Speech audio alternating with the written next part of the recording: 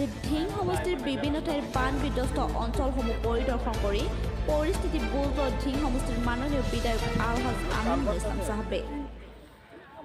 ৰাতিপুৱাৰ পৰা বাইক লৈ মথাউৰি ঘূৰি ঘূৰি বানাক্ৰান্ত লোকৰ খবৰ লয় আমিনুল ইছলামে চুইচ গেট লাঙিয়া জাৰামাৰী উদানতলা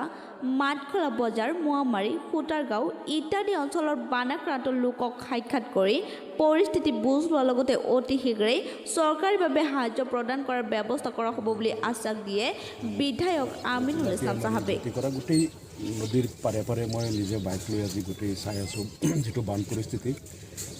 আমি দেখিছোঁ যে ব্ৰহ্মপুত্ৰ নদীৰ পানী অলপ বাঢ়িলে সাধাৰণতে মথাউৰি বাহিৰত যিখিনি গাঁও আছে আৰু চৰচাপৰি এলেকাত তেওঁলোকৰ ঘৰ দুৱাৰত পানী উঠে আৰু চৰচাপৰিত এনেকুৱা হয় ঘৰৰ কিছুমানৰ ছালৰ ওপৰত দিও পানী বৈ যায়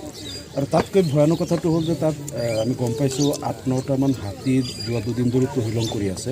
পানীত যি ভটিয়াই আহিছে এই হাতীয়ে আজিও খবৰ পোৱা মতে মই আজি দিনৰ ভাগতো কেইবাটাও ঘৰ তছনছ কৰিছে হাতীয়ে আৰু মই নিজেও ফৰেষ্ট ডিপাৰ্টমেণ্টৰ লগত যোগাযোগ কৰি আছোঁ আমি সংবাদ মাধ্যমত ইতিমধ্যে 2-3টা বাতৰি সম্প্ৰচাৰ কৰিছোঁ যে গৃহহীন হৈছে কিন্তু কোনো চৰকাৰী বিষয়া হওক বা আপুনিয়ে হওক আহি উপস্থিত হোৱা নাই মানুহৰ অৱস্থা নাজল নাথল হৈছে চৰকাৰীভাৱে কিবা ব্যৱস্থা কৰা হৈছে নেকি চৰকাৰীভাৱে ইতিমধ্যে মই চাৰ্কুল অফিচাৰ আৰু ডি চিৰ লগত যোগাযোগ কৰিছোঁ যিসকল মানুহ আজি গৃহহীন হৈছে বা আজি বন্যাক্ৰান্ত হৈ যিসকল মথাউৰিৰ ওপৰত আশ্ৰয় লৈছে বা অন্য চৰকাৰী ভূমিত আশ্ৰয় লৈছে তেওঁলোকক যাতে অতি সোনকালে সাহায্য দিয়া হয় ডি চিয়েও কোৱা মতে